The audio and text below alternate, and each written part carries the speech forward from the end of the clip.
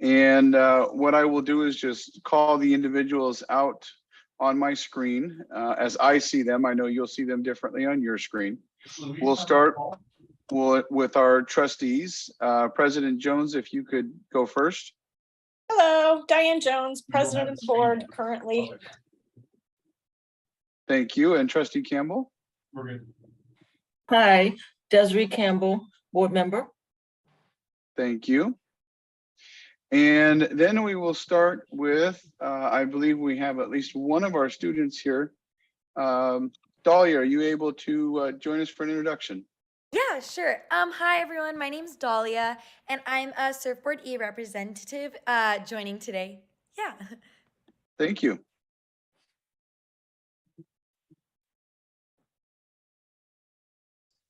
Then I'll work my way through my screen. We'll begin with Michelle, please. Hi, Michelle Hartman Gruber, representative from SEIU. And Stephen Musto. Good afternoon. I'm Stephen Musto. I'm representing FSMA.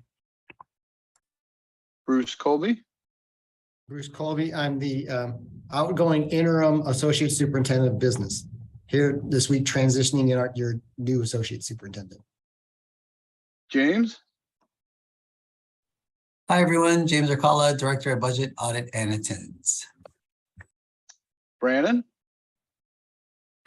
Brandon Dorsey, first grade teacher and president of the Fremont Unified District Teachers Association. Shan. This is Shan. I'm here for support, and I'm the budget analyst. Thank you. Kimberly.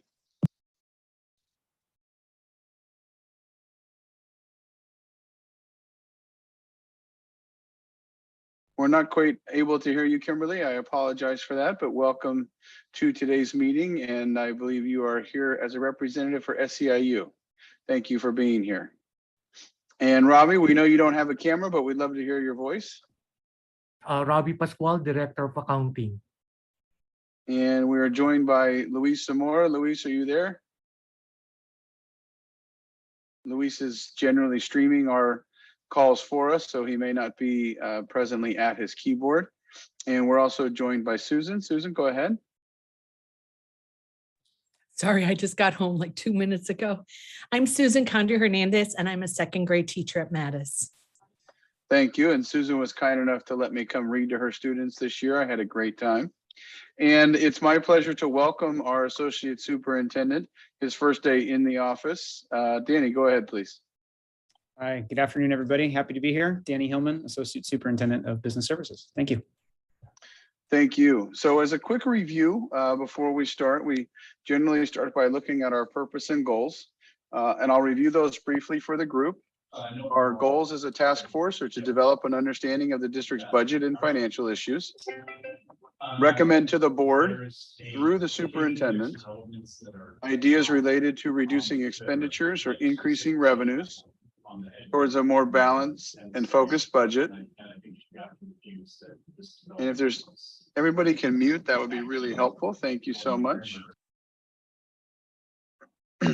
Other goals include contribute to improve communication to the committee, to staff, community, students, and parents to enhance the understanding of the district's budget and financial condition, and to contribute to and support a transparent and collaborative budget process. Our focus areas, a deeper understanding of the budget, provide voice in budgeting to support what works for school-based personnel to support students' needs. Thank you very much, Patty, for posting this up in our meeting. Compare our district to others and what we're doing well.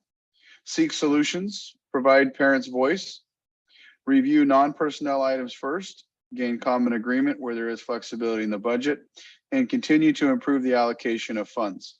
You can see the norms there.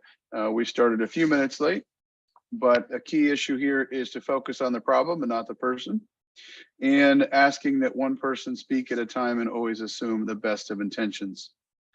I'll allow everybody a moment to read the rest of them, and then we will get started with our agenda, with our meeting.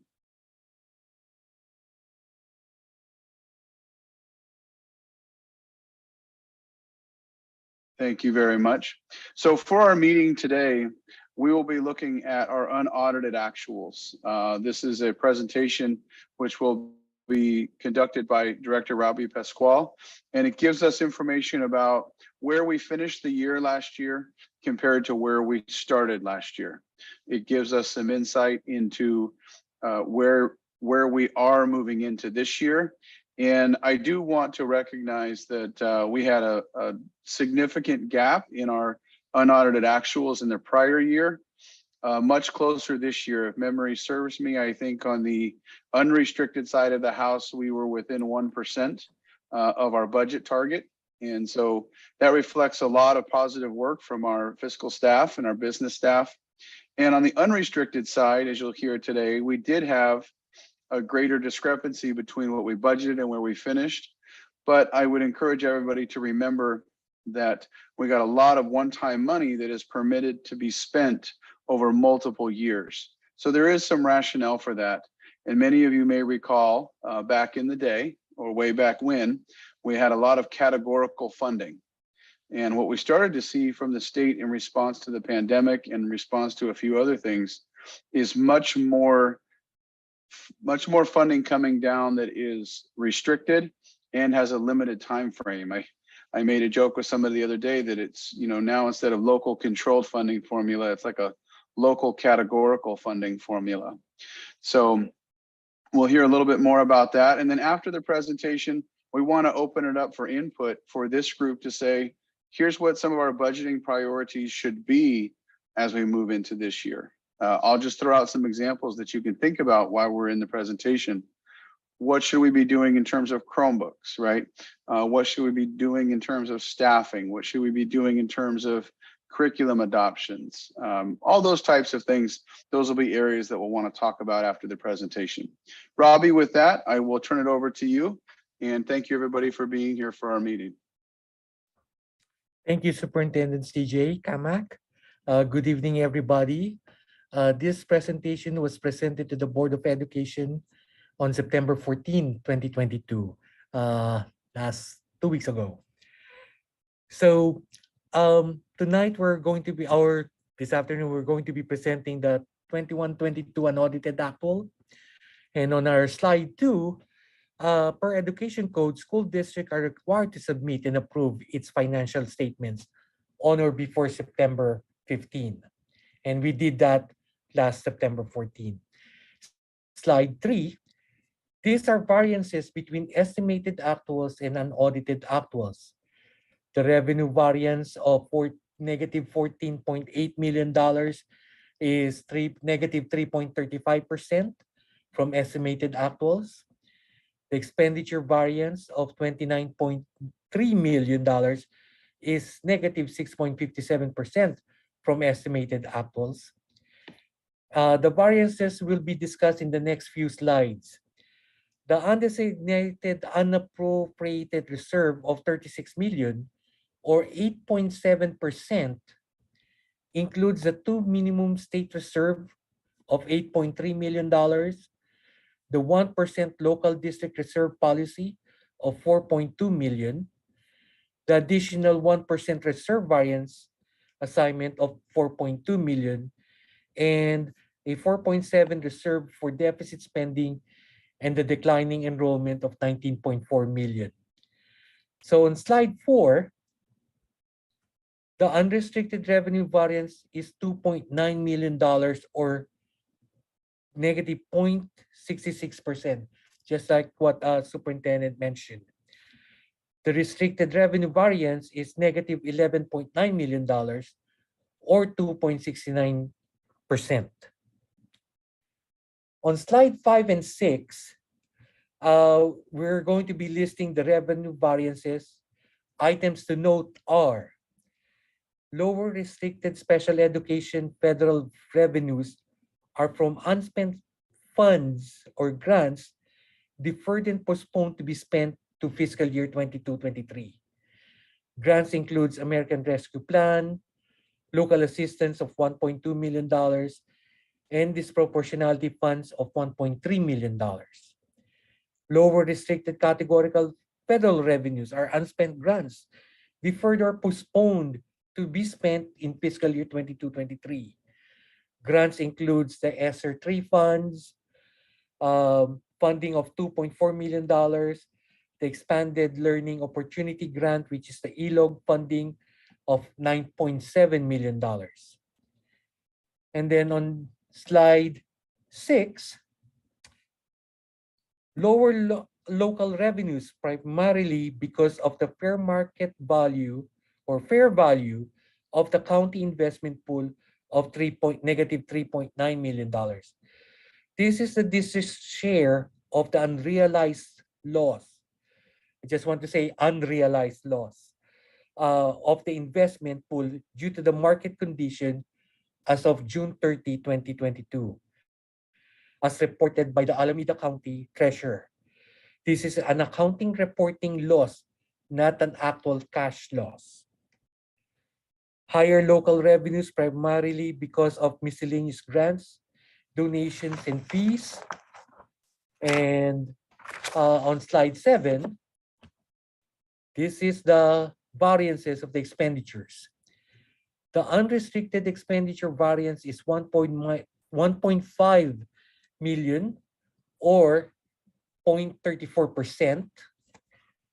The restricted expenditures variance is negative 30.8 million or 6.91%, negative 6.91%.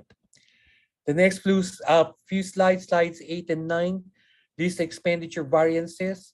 Items to notes are higher unrestricted salaries and benefits includes the one-time retro pay of $0.9 million for PEMCA. This was not included in the estimated actuals. Higher other operating expenses for utilities of 1.6 million from the addition of Bringhurst Elementary School and Rix Glankler Early Learning Center. These were not included in the original budget or the estimate. Staff needs to review the current year utilities budget assumption based upon this variance. Lower LCAP expenditures, mostly from Chromebooks purchases, which is currently being processed and will come to the board in the near future. These funds will be covered and carried forward for this purchase. Lower special education expenditures, primarily from the final 2.6 million of non-public agency, non-public school costs. Lower special education restricted grant expenditures, which includes 1.7 million for special education learning recovery support and 1.2 million for special education early intervention. These funds have specific purposes and will be carried forward to fiscal year 22-23. Next slide, please. Lower categorical program expenditures, which includes the Expanded Learning Opportunity Program, 3.4 million, Educator Effectiveness, 7.2 million, and local donations of 5.1 million. Slide 10 shows the variance of estimated and actuals of general fund unrestricted and restricted ending fund balance. The unrestricted general fund is 0.4% variance from estimated actuals. The restricted general fund is 18.9% variance. Business division will be discussing a plan to improve multi-year timing projections of the budget and the estimated actual for the restricted funds to reduce the variance. Slide 11, the unrestricted general fund ended with $64.1 million. This includes 20 million committed for 21-22 retroactive collective bargaining settlements. Also, restricted general fund ended with 24.9 million, which will be carried forward to fiscal year 22-23 to be spent for students' needs based on grant and program restrictions. Slide 12 listed the critical data elements contained in the unaudited actuals. Form CEA, current cost of education expanded for classroom compensation. The minimum for unified school district like us is 55%, and we are at 63.86%. You could see this on our unaudited actual book on page 25 for the calculation. Form ESMOE, which is one of the maintenance of effort. Every Student Succeeds Act, maintenance of effort, is to ensure districts are maintaining per pupil spending compared from prior year. So on page 288 of our unaudited book, you would see the calculation. Form ICR, this is the preliminary proposed indirect cost rate, which is the calculation of actual indirect costs that will be used in fiscal year 23-24. Indirect cost is the administration cost charged to restricted programs and funds. You could see the calculation on page 294. The next few are the SEMA and the SIMBA. That's how we call it in our language, or in financial language, are the maintenance of effort to ensure districts are maintaining per pupil spending for special education students. SEMA is comparing prior year actuals to current year actual expenditures or spending. And SIMBA is comparing current year actuals to the 22-23 budget. And on all of this maintenance of effort, we pass. Slide 13 and 14 show the other funds that the district manages. These funds are restricted funds, and unspent funds will be carried to the next fiscal year. We are happy to report that these funds ended with positive ending fund balances, and you can see the details on pages 55 to 97. Some funds to note: Student Activity Special Reserve is a new required fund starting in fiscal year 21-22. ASB or Associate Student Body Funds are the ones that is in this fund, and it is a summary transaction recorded in this fund per California Department of Education. Next one is the Cafeteria Fund. Cafeteria did not require contribution from the general fund as projected.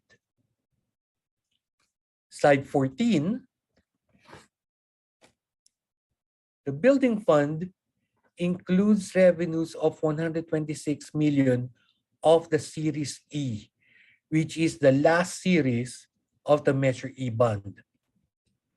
Capital facility funds include 16 million credit due to the reversal of a projected litigation liability on developer fee collections.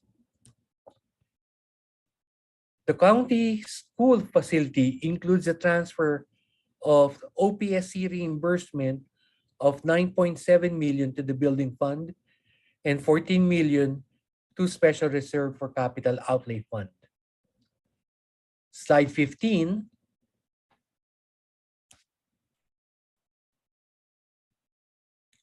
are the next steps.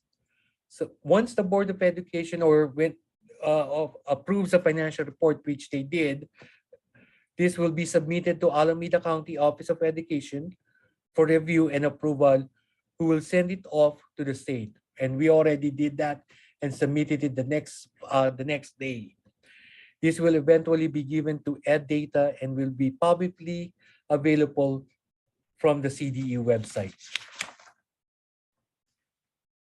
And that ends my report. Thank you so much, Director Pasquale. And I think this would be a great opportunity to ask the group, are there any questions from the presentation that we just heard, or anything that popped up as points of discussion, clarification?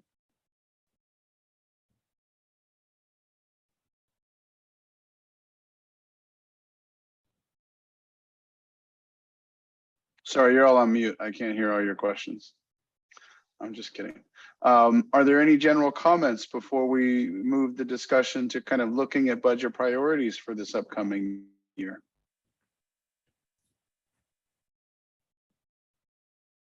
overwhelming.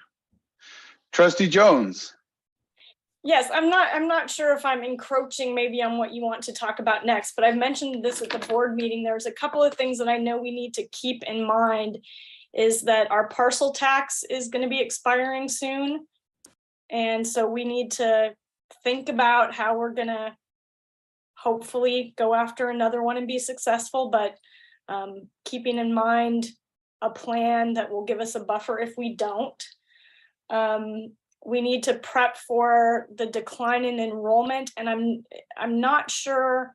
I know we had a decline in enrollment, and last year's ADA was a lot lower because probably, I'm guessing, because of all the COVID absences and related quarantines, it was just so much more. And it's not clear to me how the state is going to help us with that. I know they've gone to an average, but when you have a year that it was so out of whack, I don't know how that's going to factor in. So I want to understand more about that. And as I've mentioned before, I want to make sure we're building into our budget regular refreshes of technology, both for students and staff, because it feels like what we've kind of been relying on is the when things like just get to their end of life, and then we're struggling to find whatever funds are available to replace technology, when really I think we should be budgeting regular refreshes into the multi-year projections, because we know that's something that we have to keep up on. We need technology that's going to allow our students to access all the curriculum that we have now that utilizes technology, and to take all the state mandated tests. And we just have to build it into the budget. So that hopefully is enough to get us started. I have some other ideas about what I want us to spend money on, but.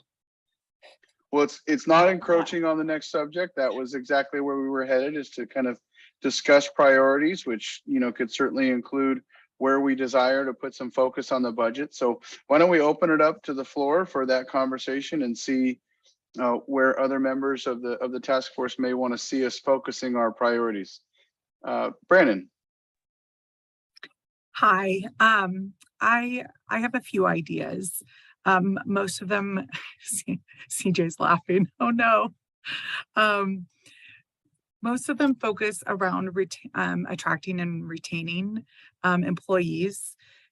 One of the things that I think the district has to seriously look into is starting to provide a healthcare stipend for all employees. It can start low, like $1,000. Also looking at Appendix E and making adjustments there. If you have been related to high school sports in any manner, you know that it's extremely hard to get coaches. But I think we can also put in a stipend for our special educators, all special educators on Appendix E, to retain them. I know there's been some talk about doing some type of retention bonus for new hires, but I think we really need to honor the people who have stuck it out with us.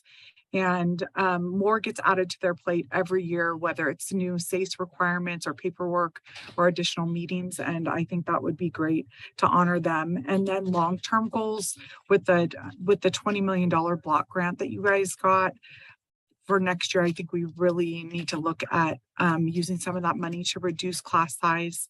The learning loss is not going away. Our youngest students, I think, were impacted the most, and they would benefit the most from having that one-on-one attention. I have a high schooler. He suffered too, but I think he's mostly recovered academically and athletically. So if we can focus that money on our youngest students, which then I would hope would prevent additional identification into SPED programs, which is a huge encroachment on our budget. I think that's it. And no combo classes. Thank you. Thank you, Brandon. I see Michelle's hand up. Hi there. Hello, everyone. So my first entry into this foray is to say how to spend some money. I agree with Brandon that we do need to look at healthcare to retain employees. And I would actually go a step further and say do a tiered process that first year you get X and the third year you get X plus 2 and so on, so that it makes it worthwhile. Similar to where our dental works, that your dental will pay you the first year at 70%, the second year, as long as you follow everything, you get 80%, all the way up to you get to the point that you're at 100%. Something to think about there. That works towards retention. We have to, with SEI, you classified in looking at our transportation area, where we've got to be competitive with the rates that we with the salaries that we have there. We do a lot of training for other districts, for other counties, transportation needs, because once they get their license, they go, oh, I can get this much more over at BART or VTA or whatever. So we need to be competitive there so that they stay with us. And one of those things is healthcare. So on the other side of it, I'd like to say I agree with Diane that we have to put in into the budgets all the time when we look at, okay, we need to replace books here, or we need to replace Chromebooks or Chrome carts or whatever the newest thing is. But we also have to look at our vehicles. When do our vehicles come up for replacement? Some of it as simple as having a Cushman cart at a high school that takes off a lot of, that can help in a lot of things. But instead of replacing it, we're told, oh, we don't service it anymore. So we need to look at those things of how can we put things onto a longer grid and say, okay, we know what the shelf life is of this vehicle is, and this is when we need to start doing basically what we do at our own home lives. So I'd wanted to throw that in. So vehicles, also tools, a lot of times tools that have to be replaced, and we're just not getting those things done. We're using a lot of duct tape. So thank you. Thank you, Michelle, and thank you for jumping in your first meeting. It is much appreciated. Trustee Jones. Okay, so I'm going to go big with ideas because I want to think that way. I want to be optimistic. I would love for us to resume bus service. We've seen around our schools this year that the traffic is just horrendous, and we know it is better for the environment. It's better for student safety. And I know I know the challenges with bringing back bus service, but I think that has to be something that we look at. People have talked about benefits. I would love for us to be able to offer full benefits. So if that means, taking a tiered approach and looking at that, this is something that I advocate for with our legislators, because I think we need some state help in this regard. Some states, the state pulls teachers in with other state employees to provide benefits, and I'd love for them to do it, but I don't think that's going to happen anytime soon. So if we can figure out a way to at least provide some relief, that would be great. I would love for us to have more counselors and nurses and increase the number of technology staff that we have, because we're relying more and more on technology, and I know that department is stretched thin. And so we need those folks. And this is another one that I'm hoping that we can do soon as far as a curriculum adoption, is the health text for our 9th grade health class. And I'm not talking about the sex ed portion. We already have that taken care of, but that text is so old. I don't even think our teachers really use it. They're using other materials, but there is the framework for health was published, I think last year, 2021, it was finally finalized. And I think our health text may be from the 90s. I'm not sure. I know it's old, and it's not in line with the current framework anymore. So that's a curriculum adoption that's on my radar. And of course, I'd love to give everybody like really significant raises. So if I'm dreaming, there we have it. Thank you, Trustee Jones. Other input from the group on budget priorities this year, next year, where you'd like to see us kind of focus our attention and energy. I think it's a great chance for our new associate superintendent to hear some of these desires. I think it's also a great opportunity for us to kind of think about how we strategically plan for these things. We saw a significant bump in the increase of funding from the state level this past year. It's the main reason we've been able to provide a 3-year settlement that I think is, gonna, if COLAs hold, probably will end up somewhere around a 3-year increase of around 15%. I don't say an exact number because you'll recall that the agreements we've reached with our units so far are dependent on the 23-24 COLA and what it's actually funded at. But this is a good time for us to start strategizing these things. And I hate to kind of put a little cloud over the discussion, but it's a really good time for us to be considering where we make the smart financial decisions. There's a recent article by the UCLA economics group that forecasted not a recession, but a slowdown. And so, we've got to be mindful about how we measure those things out. And this is a great way for us to start prioritizing and thinking about those things. Trustee Campbell. Thank you. This has actually been a great discussion. I want us to also be mindful that while we have these additional funds, there is a cliff. They don't last forever. So whatever decisions we make in terms of adding programs, they have to be sustainable.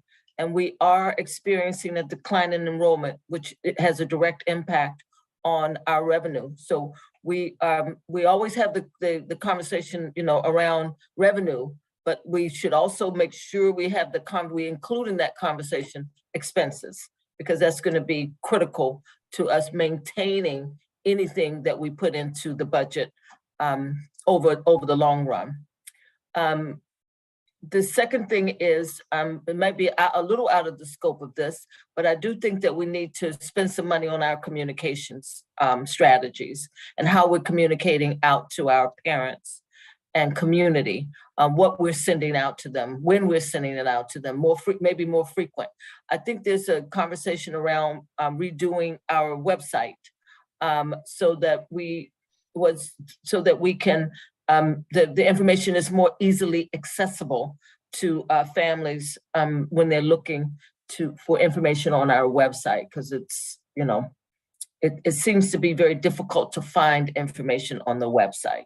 So maybe we can use some of those resources to enhance our communication. And we only have one communication person in a district of 35,000 students. So perhaps we could get an assistant or somebody in that department to help move things along a little bit more rapidly. So those would be a couple of the things that I would like us to be mindful of. Thank you. Thank you, Trustee Campbell. As a preview of things to come, we'll be sending out our superintendent's newsletter as we normally do the Friday after we have a board meeting. So that will go out this Friday. Included in that will be information about a communication survey, Trustee Campbell, because we are seeking input from our entire community and our entire staff to hear from them about their needs and desires to receive and provide communication to FUSD. So that'll be something that we'll be able to continue to explore. And as you've also noted, our service provider for our website, our contract is up this year. So we will be rebranding, reshaping our website, and that's an exciting opportunity for us because there's a lot of traffic and engagement there. So thank you for that input. Brandon. Yeah, I agree with Desiree about the communication. We have to have so Infinite Campus has crippled communication between parents, teachers and students. So I know Technology Advisory is probably looking at that. I think they started looking last year, but it's extremely difficult for people to communicate with teachers, and for teachers to easily communicate with parents and students. So that would be a bonus. I'm sure that's going to come up in the survey. Also, the one-to-one technology, I think, is extremely important. You have no idea how many issues we've had to mediate on school sites because someone didn't return the cart, or the cart wasn't plugged in. And so students do need to access, if we can, move to a one-to-one device, student device ratio.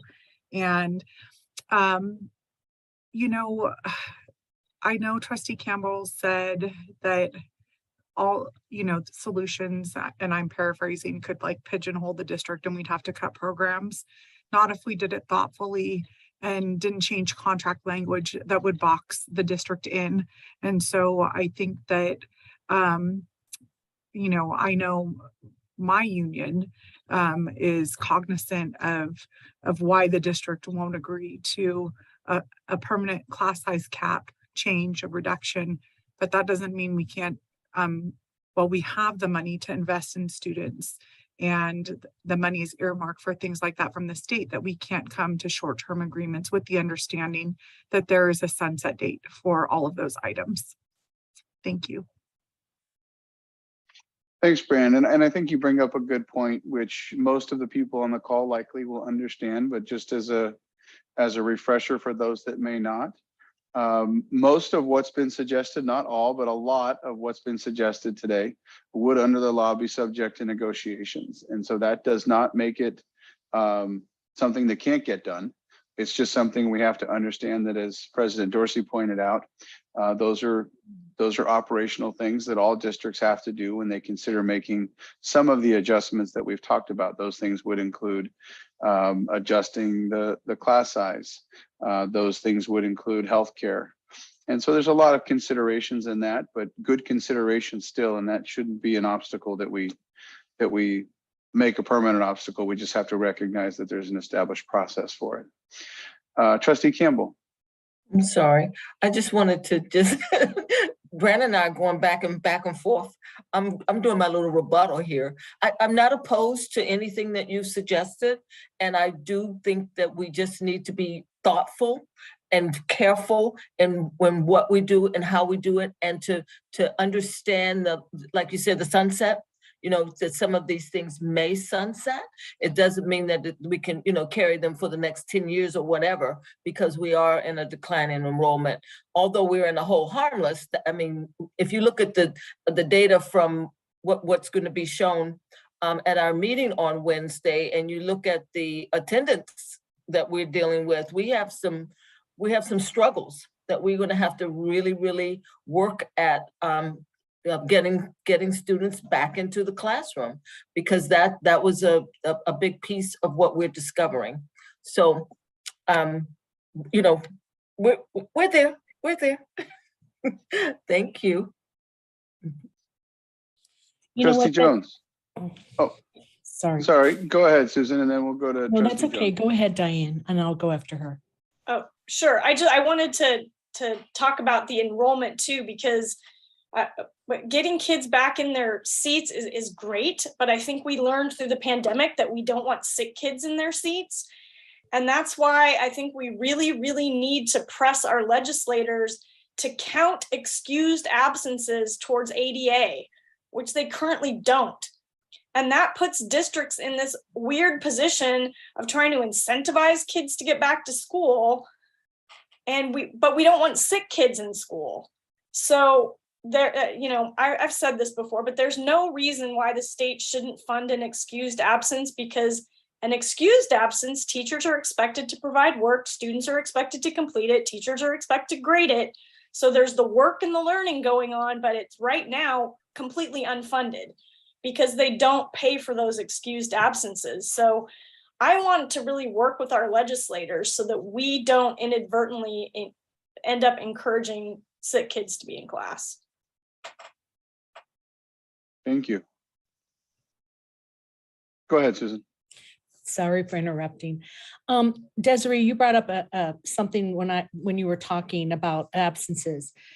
Is there any way our district, with the support of the Associate Superintendent, Biz Services, and the Superintendent's Office, could send out some kind of communication about children or families taking vacations?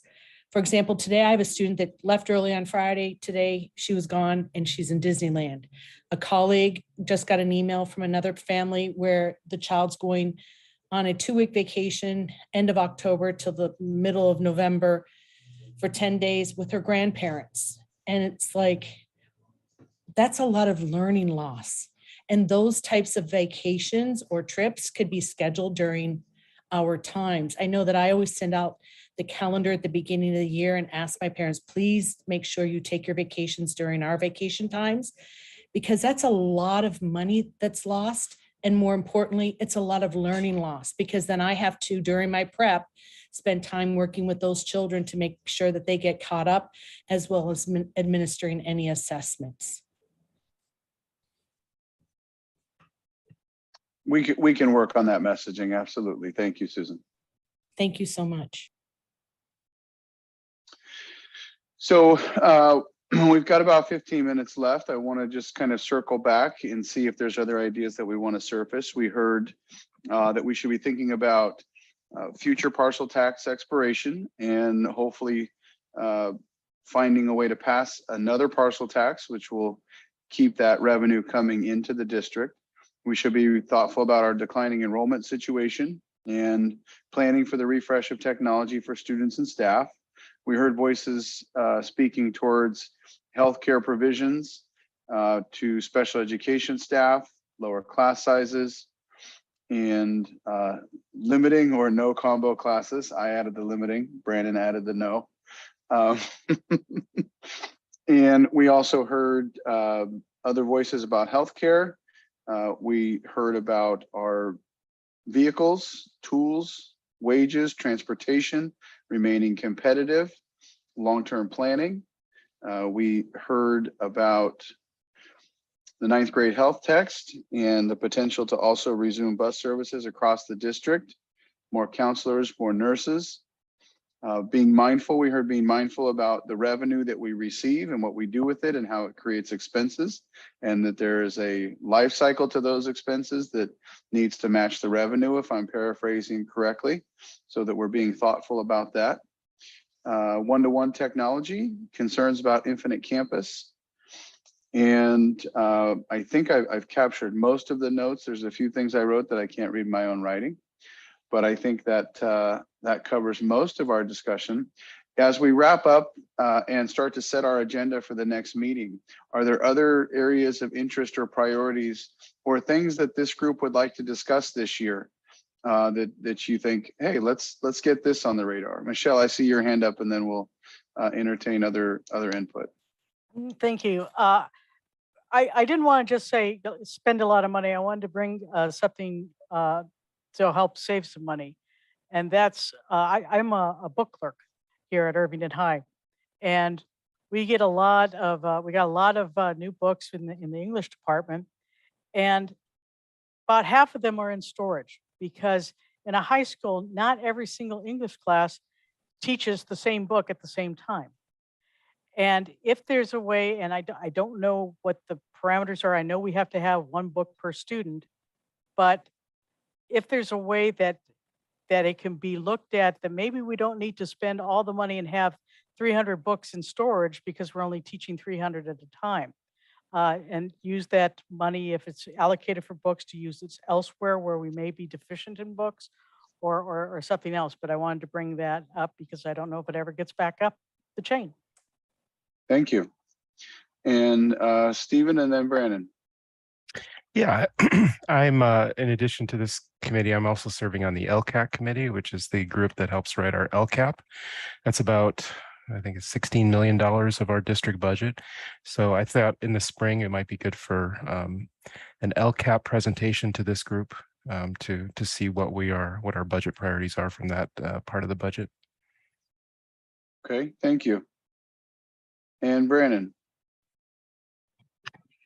I think with climate change, we have to talk about our existing infrastructure and lack of ability to cool our classrooms appropriately, and what we're going to do to mitigate not only that, but then also for our students to have access to water. I know that some of the new buildings at middle school don't have sinks in their classrooms.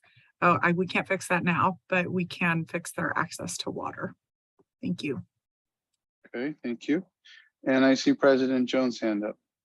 Yeah, if we're moving to facilities suggestions, I would love to see shade structures taken care of, permanent shade structures at our sites, and addressing our athletic facilities and fields. That's important. That probably, I think that falls under facilities. But also, speaking of heat, I was at Rick's and Glankler today, and over at Rick's, one of their play structures has a shade structure over it. And as things get hotter and hotter, I think we're going to need to look at more and more of that, because those play structures become unusable when it is hot. And we want our kids to be able to have their outdoor time, even when the weather's warm. So, those are some of the things: shade structures and athletic facilities and fields. Okay. All right, well, that gives us a guide for the future meetings as well. Thank you for those suggestions. And as I look back over my notes, I think we've spent all of our money 6 times over. So that is often the case with endless ideas and endless needs, but not endless revenue. So that's good feedback for us. Brandon. Sorry, I have one more thing to add, and maybe this goes with the parcel tax conversation, but we have over 230,000 residents in Fremont, and I think when we talk about facilities, that we have really shortchanged not only all of our performing artists, but our athletes. And we have to do better. The city of Fremont hasn't really done anything great either, but we have so much talent within our district, and we've only focused on academic improvements for our students. How many AP classes can we have? When the performing arts and sports are what keeps a huge majority of our kids engaged and in school and doing well. And I would really like to see us making that a priority. And it also gives us more well-rounded students so that they're more successful in life. Thank you. I appreciate that feedback. I don't think you could have gotten me onto a stage in my high school life for any amount of reward or money, but it was the athletic field that kept me in class. So I certainly resonate with that experience. So thank you for that input. Well, that takes us up to 4:50. And I think with that, what we'll do is wrap up today's meeting. This, I think, has been one of the more involved meetings we've had in the last few years. And I think it's a symbol that we see that there's revenue coming from the state, and it helps us identify we have needs that we need to address. And so what we'll be doing in our next meeting is trying to bring some of these topics back, and then also trying to preview what's coming. So our next formal budget action will be, correct me if I'm wrong, team, but I think it'll be our first interim report, maybe. And so, we'll certainly have that as on our radar for this group, but we'll try and focus more so on some of these things that have been presented and discussion points to see how we can continue to move forward and use the expertise and input from this group to inform the things that we're doing. You've certainly given me a lot today to pass forward to our board as a whole. We appreciate our 2 trustees for being here to listen directly, and I'll be sure that all of our trustees get a summary of this info. And I appreciate all of you being here to add to the conversation. So with that, if there's anything before we close, let me know, or we'll go ahead and close. All right, thank you, everybody. Have a great rest of your night.